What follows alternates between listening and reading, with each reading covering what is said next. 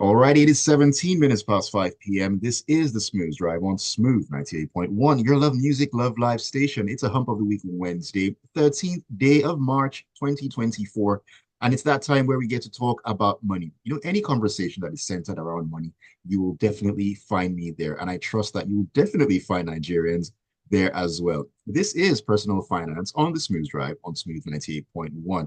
And this evening, as I mentioned earlier, in the spirit of International Women's Month, we'll be talking about Women's Month and essential money tips. So, ladies, you need to get in here. This is definitely for you. Also, our fine gentlemen and brothers are definitely not left out of this because any knowledge that you gain, you can definitely share it with your loved ones, sisters, cousins, aunties, anyone out there who's open. You can share the information definitely with them. And joining me this evening to have this conversation is none other than Oler Oladele. She is the founder of the Money Wit Club. Very good evening to you, Ola. Great to have you on the program. Always nice to be here. Thank you so much. All right, it's a pleasure as always. And you listening to us, you can be a part of the conversation as always by sharing your thoughts on WhatsApp. The number is 0809 440 981, 0809 440 981. That is the WhatsApp number. You can also join us on YouTube because we are streaming live at Smooth 981 FM Lagos. So join the live stream and, of course, catch all the antics behind the scenes and so on and so forth. All right, well, let's get into the groove. Now, I'm going to start from here. Is the Nigerian woman in 2024 facing a more challenging financial landscape than in previous years? Um, this question is a little tricky, and my answer is like sitting on the fence. I'll say yes and no. Yes, it's a more challenging landscape. Why? Because we've never been here before. First as an economy, and then as individuals. If, for example, you're in your mid-30s and you have kids right now, 10 years ago, you didn't have that. So everything that is hitting you right now, and it's your life. So yes, it's tough. But no, because it's an economic cycle, right? When you talk to older people, they will tell you, we've seen this movie before. Will tell you how it will play out. They will tell you the things that how the government will respond, blah, blah, blah, blah, blah. Yes, we've never seen the exchange rate we have right now. But you Mm, see that whole prices are here, companies increase their salary, or companies are forced to increase their salary. Then we go through this and then we stabilize after a while, and then something comes and shakes us again. It's a cycle. Such that when you think of from that cycle angle, then it's more like, okay, let's see what happened in the past. How do I now position myself so that the next time this happens, it doesn't catch me unawares? But so my answer is a little on the fence, yes and no. that is the height of diplomacy. Have you considered, running for office or something? That was very diplomatic as a response, but I'll definitely take that. Okay, now there was a video that I saw a couple of hours ago, and it was talking about spend now and save later due to the possibility of prices still rising in the near future. Before people would say, "Oh, save now, spend later," that kind of thing. Now it's spend now and save later. First of all, what do you make of that advice? Because people would say, and the common saying now is yesterday's price is not today's price. I think that's the reason for the advice. But on the other hand, we don't even have this money to spend now. So putting it into context, right? And every advice you take should be taken in the context of that current reality. It doesn't mean that in 4 or 5 years' time, when things stabilize, you pick up that video and say, "This is my way of life." It will not. Now, the fact is, if you have, for example, feeding expenses, there are provisions you have to buy at home, there are toiletries you have to buy, it does make sense for you to bulk shop and just close your eyes right now and buy everything. Why? Because if you were going to spend 100K to stock up, or let's use a previous scenario. Imagine in January, 100K could have stocked up your house for a whole year. And then you say, "I don't have this money. I will wait and I'll buy in trickles." And we're in March and it's 130K that will stock up your house for the whole year. The fact is, if you had closed your mind, tightened your belt, maybe borrowed money, and bought everything at once in January, you would have saved Mm-hmm, a lot of mm-hmm, money and have some sanity. So yes, there's some logic to that. However, the fact is, it is not a long term. This is a very special and unique situation where, and I'm always for bulk buying if you can, right? Because it's a part of financial planning. But my challenge comes when you give such advice and people take it to mean that you should buy that golden dress right now and you should buy that golden shoe that you can only wear once.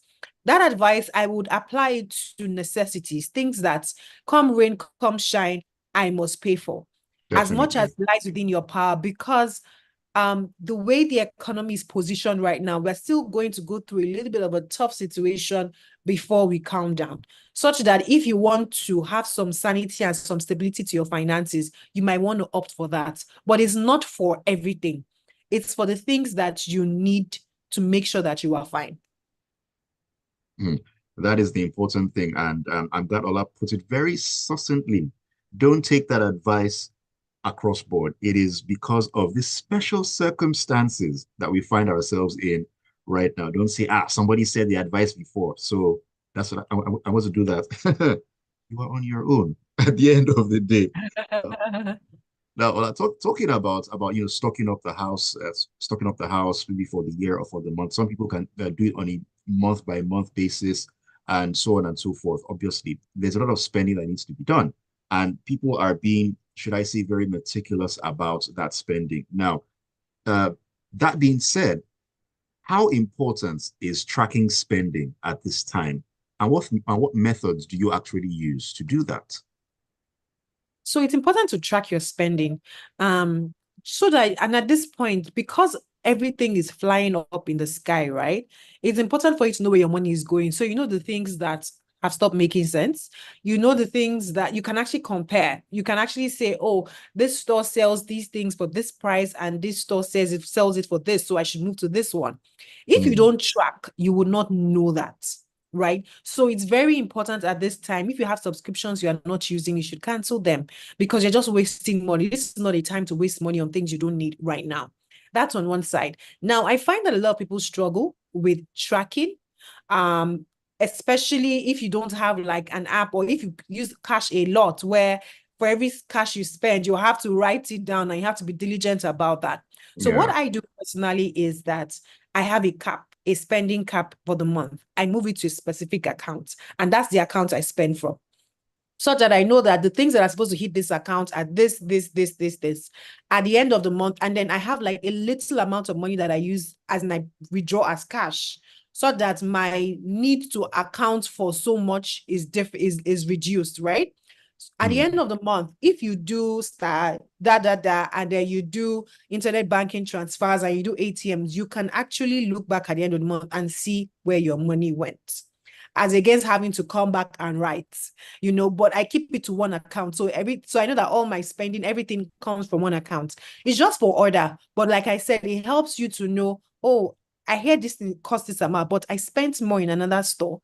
So maybe I should be checking out this. Just those little details, they actually add up, especially in these times when stores are preempting a devaluation in their pricing. mm-hmm, mm-hmm, mm-hmm. So something that ideally based on current price should be 1K. There are some stores are putting 1 2, some are doing 1 1, some are doing 1050, just because they are preempting the fact that they need to restock at a higher price. Whilst we understand that, but we can't be the victims. We are not, yeah.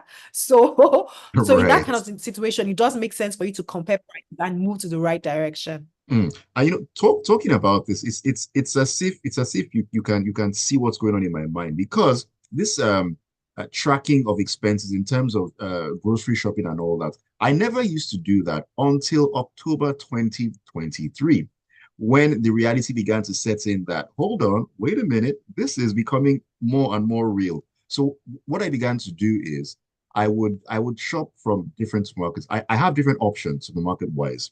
So I have favorites that I normally go to. So what I would do is for October, I would shop in one supermarket. And then when I get home, I take the receipt and then write everything I bought down to the brand and the price.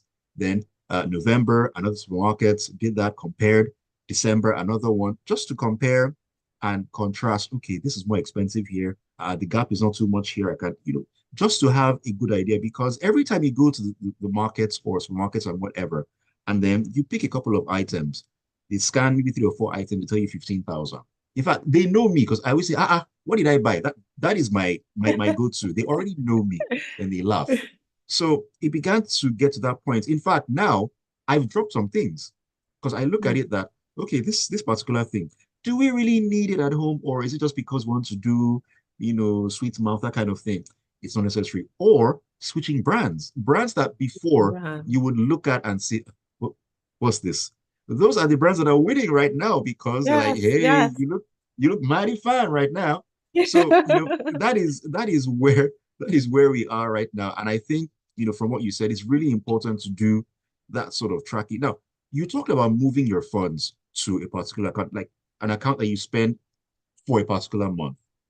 Now, would you advise anyone who doesn't have more than one account to open a separate account just for that? Or is there a way they can work around this without doing that? Yes, most banks, I believe, at least in Nigeria, allow you to have sub accounts. So within that, your same account. I mean, I think a lot of banks, you can in your internet banking open a sub account. You can even have Okay, a virtual okay. card attached to it. Most banks have that service, right? So you don't need to go to another bank, right? And even some of these like payment service banks and stuff or apps, you just need to create what works for you, right? But there's Hmm, what I find important, the philosophy that I find important is actually just separating your expense money, just to draw a mental line. So however you're able to draw that mental line, please draw it. all right. Okay, now let's talk emergency funds because I know that this is a very big thing. It's been said by a lot of financial experts, oh, you must have an emergency fund for a rainy day and so on and so forth. Now, is that fund realistic? And how does one not only build it, but avoid the temptation of using it when there is no emergency? Because it seems like every day there seems to be a quote unquote emergency in our daily lives. So when it comes to emergency fund, I think it is very important. But what people make what the mistake people make is they think that emergency fund must be lying idle in their account. If you fix your Mhm. emergency fund in an account that you can have access to within 24 hours, you are fine, right? So it's more about there's some money that I could have put in stocks, but I'm not putting it in stocks. I want to put it in somewhere that I can easily convert to cash as I need it. That is the Mm, spirit of it. Even if it's that, okay, it's running board, maybe there'll be a fee or something for pre-liquidating, but it's just there. I know that I could earn more on it, but I'm keeping it in this particular account to make sure that whenever I need it, I have access to it. Like, and then I would define what an emergency is to me. Now, the fact is this, how do you separate yourself on and have that take away that temptation? See, if you've been in a tight situation where you know that I have money, but I can't get to it because I stock it up in real estate or I stock it up in stocks or whatever, and I need money and I'm running helter skelter looking for who to credit me with money, I'll pay you back shortly. You will know that you need to do what to be done, right? And let's learn from other people's experiences. The major idea of an emergency fund is that if something comes up, and you will define what something comes up is not a dress. It's not that there's a party that you need to attend, so you need to buy clothes for. It is actually something that you would define under food, shelter, clothing. Something, when I say clothing, I mean clothing on your back. And then guess what? If you already have a t-shirts and jeans, no, anything apart from that is not an emergency, right? But food, shelter, medical emergency, mhm, mhm. something like that, or something that happens that you need to make a decision quickly, then have that money for it and define it. I guess also that people don't define what an emergency is for them, such that when you are tight on cash, you now fall back to that emergency fund. That is not what it is for. That is not what it is for. And it is important to put labels to those situations. What you might consider to be an emergency might just be something of a fleeting fancy, as it were. So Yeah. you need Yeah. to be clear, put labels and stick to them. Don't take the label off and say, oh, well, it's not going to work that way. Well, All right. We need to take a quick breather right here on personal finance on Smooth 98.1. When we come back, we're going to talk about social media and money and women as well, because it's very difficult to separate all of the three. I mean, it is International Women's Month, as it were. When we come back, we'll talk about that and a whole lot more. Stay tuned. Don't go anywhere. Finances made easy because financial education. I have like four or five accounts. Don't They we were, all?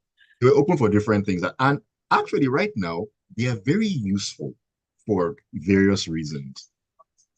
Like there's one account that I keep, one account that I transfer some wages for someone. And when it hits my main account, but yeah, just put it there without even thinking twice. This one, go there. This one, go there. Then what's left? Hey, let's put it together like this. I will figure it Yeah. out as we go. Yeah. Um, That order is good, is necessary. yes, That sense of order, you just know that whatever is left here, I know that I can spend. Even if I go out and then the rest of the month I'm drinking Gary, I know that nothing is suffering. mm-hmm, Do you mm-hmm, understand? And then I'm happy. I've enjoyed yeah, it. I know I yeah. enjoyed it. When you talked about subscriptions that you don't need, that's talking to me, because there is one subscription that, I mean, I did, but I found that I haven't really used it as much. It's a Crunchyroll subscription for anime, and I haven't really been watching as much as I thought I would. I'm like, I don't pay for this thing again. So I think I will cancel it, so it won't auto renew for the next month. Auto I renew. mean, it's 2000 something, but still it adds up. It adds up. It Adds up. does. It does. That's the thing. Because so many things you think, okay, it's 900 naira, it's 1000 naira. It's okay, it's negligible. When you put all the Toro Kobo together, It does add man, up. It actually does. a lot of money. Okay, we're about to get back in.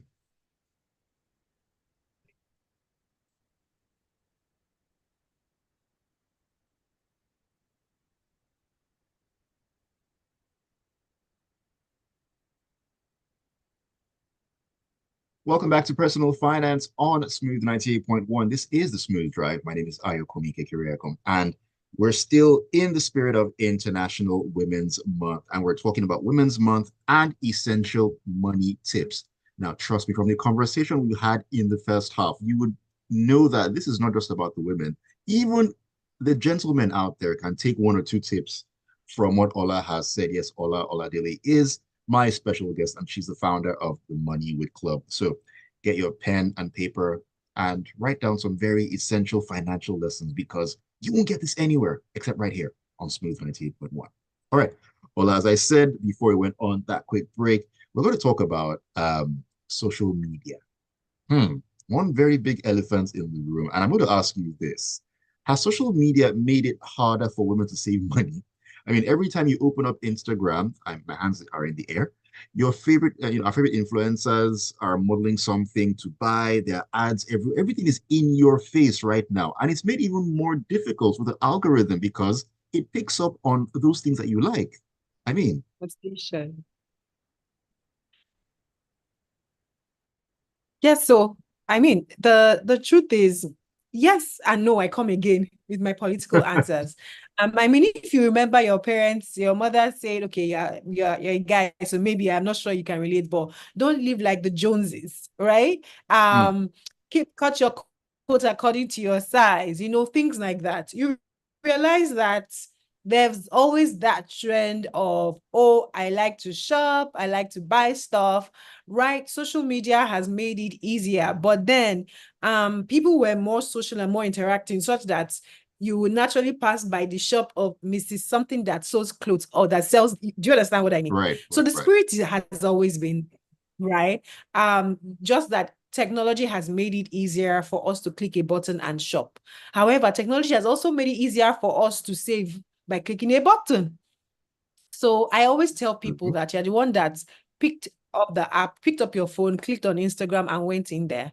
It's your responsibility to balance yourself out. One easy thing that I always say is that whole separating your finances. Once you know that the money in this account is money that I can spend anyhow, meaning that I've plugged everywhere, I've put away savings money, I put away bills money, I've put away Investment money everything and that all that.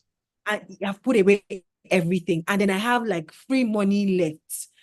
If you decide that your money for the month you're supposed to use for everything, you decide to use it for one bag, as long as you are okay, you are okay. Like, as long as it makes you happy, you are Hmm. fine.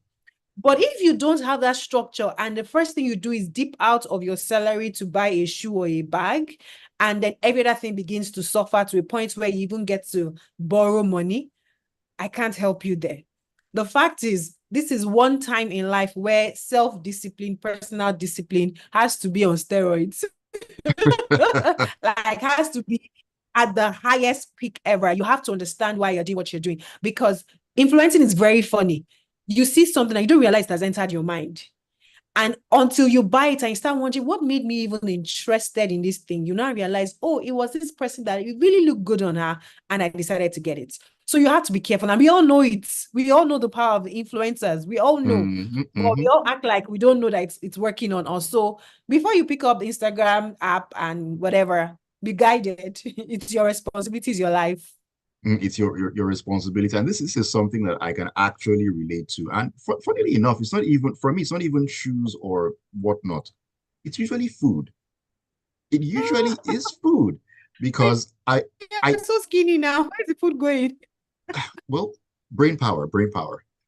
I just think about something or see something, and I won't feel comfortable until I've bought and eaten that thing. And the funny thing at the end of the day is after I have a pizza, a burger, something, and then I say to myself, that was it. That was it. And then Food. uh goodness gracious, we all have what moves us at the end of Yeah, the day. we all have that thing. Yes, we all have that thing. So you have to be mindful of what yours is. Very, very, very important. Now, Ola, let's talk about loans because everyone knows someone that needs a loan. I mean, at one point or another, someone has come, please loan me this urgent 2K. And so now I don't even know if it's urgent 2K anymore. I don't know what 2K really does anymore right now. But how does the Nigerian woman in 2024 handle friends or family who are seeking financial assistance from her? This is a very tough topic, and I think while both guys and both ladies and gentlemen are affected by it, I think that women are more affected. Why? Because emotions are involved, especially for people that are close to you and coming to you for help. It almost feels like I let me just empty out my pocket and give people. But Mm, my response might sound odd, but I would tell you the first thing you need to do is to set your goals. If you can't say where you are going, any idea that comes is fine. It might sound like what's the correlation, but guess what? If the money in your account is the money you're going to use to pay your child's school fees, and you know that the money there's money in my account, but it's for school fees. Beg me from now to tomorrow, the money is not going to come out. Why? Because I must pay my child's school fees. What of does course. that mean? It means that somewhere in your mind, despite all the emotional pull, if there is a reason you can justify to yourself why that money cannot go, you would be able to make the decision. So a lot of women just earn money, but they don't have any. If you ask them where are they going, what are they trying to achieve in life? What is their 5-year plan? And how are they working towards it? They can tell you what they dream to have in 5 years' time, but they don't have a plan, and they can't tie where they are to where they are going, so that every idea that comes is fine because I just made someone happy. So I would Mm, say the first thing is set your goals. Be clear on your goals. Then the next thing is, you see that budget, right? In that budget, have a budget for giving, right? Once you get to the amount, there's no money again. once you reach the limit. Put it in an account. If you want to use the account method, transfer your giving money to an account. First come, first serve. Once the money has finished, account balance is low. Wait till next month. And That's it. that's it. Come quickly next month. You have to put some structure, or else if you leave it like that, the fact is that there's so many stories, so many compelling stories, then they're now mischievous people that know how to press your buttons, so you have to Oh, be guided, yes. and you have to be laser focused on where you're going and your design path to get there. Laser focus. You need to be very discerning. Very important. All right, let's talk about treasury bill because treasury bill rates are up at this time. Bonds as well. Now, how much priority should the Nigerian woman in 2024 place on investing? You have to be investing, or you have to invest now. And I would say why. I started off talking about the fact that it's an economic cycle. What usually happens is that in times when it's particularly tough, you'll find things like interest rates that are particularly high. You'll find people selling out of duress, something that they shouldn't. Maybe they are broke, they sell their car, or they are broke, they sell their house, or something happens. You find a lot of those kind of distress type transactions. The Mm, fact is that with economic cycles, it will stabilize. The person that makes the money is the person who has cash and is able to invest when everybody else is running. And that's the reality. So, for example, bonds printed today at 21%. The fact is this: a 10-year bond in Nigeria at 21% is a steal. It is a steal. Give us 1 to 2 years, you would find that that bond, which maybe is priced at 100, right, will now be 130 or 120, right? So you can okay. actually make a 20 naira gain on it. I don't want to use yield so I don't confuse you, but let's keep it at price and it becomes 120 and you can sell and you have your 20 naira. The fact is, if you don't get in right now while things are looking really topsy-turvy, you won't benefit from that 20 naira when it's time to exit because you were not in anything. So, as a woman, I encourage you. Yes, things are up and about, but in the midst of it, there are opportunities. So, you need to find them. You need to understand. I mean, you need to understand what's happening. Once you do take your positions, you have to be decisive. There are opportunities. Now, that is something that I'm trying to live by. No matter what is going on, there'll always be an opportunity Yeah, there will. to actually make things happen. Very wise words there, Ola. Very wise words. All Yeah. right, as we round up the conversation, what's your advice on side hustles and earning multiple streams of income? And what is the cost in terms of time? You know what they say, body, no be firewood at all. Yes, so I am a believer in side hustle. I think that I'm a believer in structure and systems and leveraging on people. So that you have a side hustle doesn't mean you cannot partner with someone, doesn't mean you cannot hire a staff, doesn't mean you cannot find someone that you structure to do a certain part of that business so it doesn't weigh you down. But the whole idea of a side hustle is fantastic. Why? Because you're making money, you're making decent, clean money. In this time where the economy is really up and about, the fact is you need to generate as much funds as you can because prices are skyrocketing. And then you need cash to actually invest in all these things I'm saying. If you don't Right. have cash, all this just story, you can't action it. So anything that can bring you that is important. Of course, body no be firewood is very valid because if you break down, will somebody else somebody else will enjoy your money, right? So you always have to find that balance. But the way you find that balance is in system structures, SOPs, having that process, leveraging on people. Those are the things that you need to do and do quickly and not be greedy. Spend some of the money to help yourself. Systems and structures. Don't be greedy. Spend some of that money. You can't take it with you at the end of the day. All right. Thank you so much for breaking it all down and giving us all this wonderful advice. I've been talking with Ola Oladele. She is the founder of the Money Wit Club. Where can we find you on social media, Ola? I mean, for those who Oh, want to pick your OLER. brains a little bit more. Okay, yeah, you can send me a message, LinkedIn, Instagram, OLER Oladele. Ola Oladele. So Ola is OLER, then Oladele is OLADELE. On Instagram and LinkedIn, send me a DM and I'll respond. All right. Fantastic. Thank you so much. Always a pleasure having you on the show, Thank you. Ola. Thank you. Have a great Cheers. evening. You too. Bye. All right, and thank you for being a part of Personal Finance. As always, we do this every Wednesday at 5:15 p.m. where we talk about your money and, of course, how you can make the best of it and possibly make some more as well. Stick around because the Smooth Drive with me, Ayo Kumike Kireko, will continue. So much more to come.